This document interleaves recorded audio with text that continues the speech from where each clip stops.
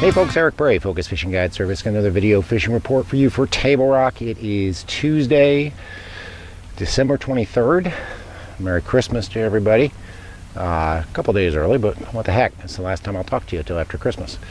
As you can see, I'm actually at Taneycomo. I just finished a trout trip. Pretty good day. Had a nice family from Texas. Decided to go a little trout fishing while they're in town before they head back home for Christmas.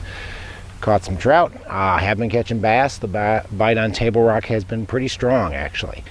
Have some bad days, but overall, day in, day out, we're starting to get this deal figured out. They're starting to slow down the current, so the fish are setting up in a normal winter pattern. As far as our lake level is concerned, we are at 9:15 even as of this morning, which means we are at normal pool. Bull shoals, still 3.5 foot high, but they're running the heck out of it, so it should be back to normal within a week or so. Beaver, on the other hand, is 7 feet high, and it seems like they're gonna hold it. I can't imagine they are, but they have certainly slowed down the amount of flow that they've got coming out of Beaver. So sorry for you folks up there in Rogers. I know you guys don't like having that high water. I'm sure they're gonna have to drop it before we get to spring, but as of right now, they've got a pretty normal generation pattern coming out of Beaver. So as far as our current is concerned, it's really slacked over the last probably 4 or 5 days, and it has certainly made the bite a little bit better. As far as our water temperature is concerned, 50, 52, go up into the rivers, you'll see upper 40s, 46, 47, 48. I know up the James, it was about 48, 49. But pretty much everywhere I've been, it's been in the 50s, low 50s, right around 50, 51 in the morning. If you get a sunny day like we've got today, it's 52, almost 53 in the afternoon. So the water isn't as cold as I'd like to see it, but it is cooling off. It is dropping. I don't think this week's going to help that any, because it's supposed to be close to 70 tomorrow and 70 on Christmas Day, which if they weren't holidays, they'd be great days to be out fishing. But it's definitely cooling off, and hopefully we're going to get the water temperature a little bit lower, get these shad grouped up a little bit better.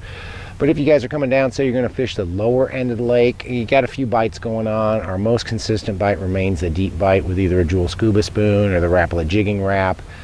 These fish they've been in two places. They've either been out on those gravel points and gravel flats and humps out in from about 45 to 65, or they've been back in the creeks. And really, I think I said it last week, if you go back into a creek and you don't see any shad, just get the heck out of there, because you're not going to find them. You've got to have shad present to catch these fish in the creeks, and most of the shad are close to the bottom. Most of them are going to be 45, 50, 60, even 65 foot deep, and the fish are right on top or just inside those shad. So basically catching them two different ways, or two different spots, either out on the gravel on the main lake or back in the creeks if you've got shad anywhere from 45 to 65 foot deep.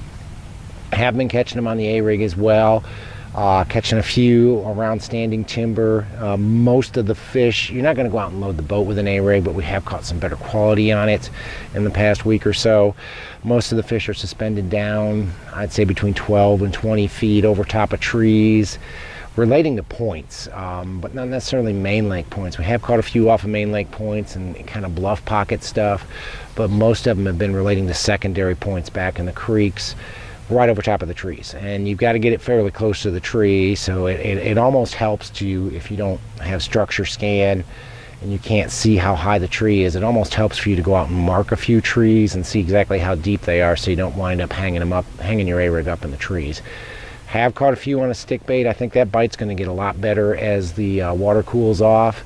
Seems like if you get a cloudy, windy day, the stick bait bite and the crankbait bite both have been really good down in the lower end. But if it's like it is today, sunny, bright, hardly any wind at all, it really seems to struggle with a stick bait and a crankbait. And most of those fish are on the mixed rock and gravel or kind of channel swing sort of banks, where the channel moves away from the bank and it transitions.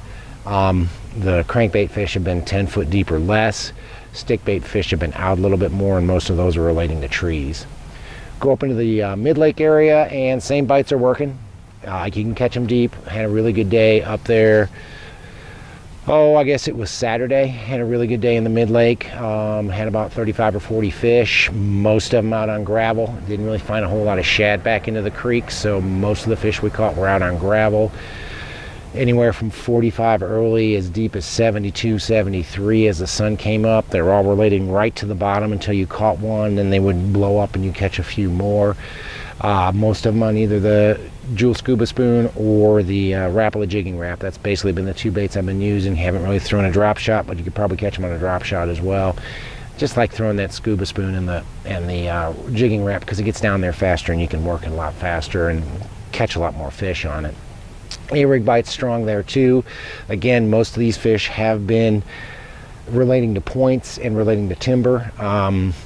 We did pretty well with it back in White's Branch and back in Mill Creek last week, throwing it around standing timber. Again, you got to know how deep the timber is, because you want it fairly close, but you don't want to hang it up, because you will lose some A-rigs back in there. So if you're not exactly familiar with how deep the timber is, it'd be worth your while to idle over top of it and figure out how deep it is before you start launching an A-rig at it and losing, $20 at a crack with those if you're using Kitex. Jig bite's been good in Kimberling City area. It's one of the few areas where I can consistently catch them on a jig. Most of them have been coming on the Pee Wee football jig from Jewel. Touchdown, Hail Mary, the Bass Whacker have all been good colors. Been doing better with the Jewel Finesse Craw as my trailer versus using the Speed Craw, so doing pretty good on that. Have been catching them on a stick bait and a crankbait if I've got the right conditions. Windy, cloudy, those fish will move up to the bank. Crankbait, either the rock crawler, wiggle wart, or curve 55. Fishing it on those steeper transition banks. Most of the fish are less than 10 feet deep on that, but you've got to have the right day. I think that bite will improve as the water cools off as well, and I know the stick bait bite's going to improve when the water cools off. Where as far as the stick bait, I'm throwing the Mega Bass Vision 110 +1. Have been throwing the +2 a little bit, but really doing better with the +1, and I'm fishing it around timber on secondary points that have wind. I can't stress how much you've got to have wind. You got to have cloud cover to get bit right now on a stick bait. At least I do. That's been the two bites I've been doing.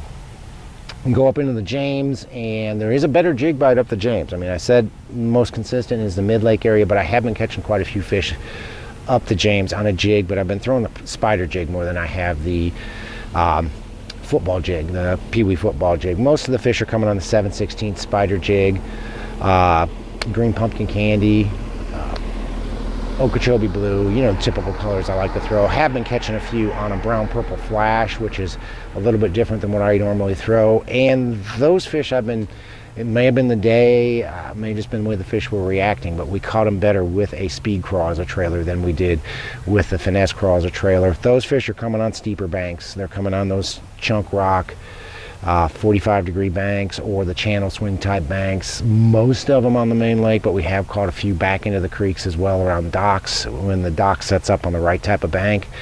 But most of them 8 to 15, haven't really had to fish much deeper than that.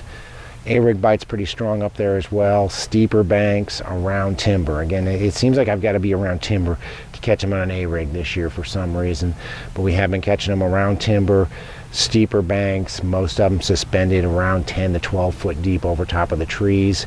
And then the crankbait and stickbait bite, it's the same deal, guys. If you've got cloud and you got wind, you throw a stickbait or throw a crankbait. Throw the Vision 110 +1, or throw a rock crawler, wiggle wart, or curve 55 on those steeper banks. It really seems to be where we're catching the bulk of the fish.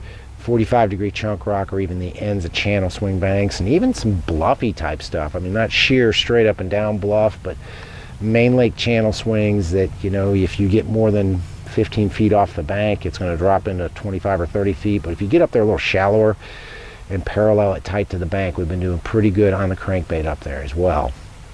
Go up into the White River. Fished up the White a couple of days last week. Deep bite is very strong up the White on the Jewel Scuba Spoon, Rapala Jigging Rap. Again, it's the same sort of pattern that we've got all over the lake. If there's shad in the creeks, and you can find shad in the creeks, fish the creeks, because you'll find some better quality fish and a lot more fish hanging in that top 4 to 5 feet of the shad, regardless of how deep they are. If you go back into some creeks, you don't see any shad, pull back out, get out on the main lake. and start searching 45 to 65 feet deep. Look for them to be very tight to the bottom. You'll maybe just see one come off the bottom.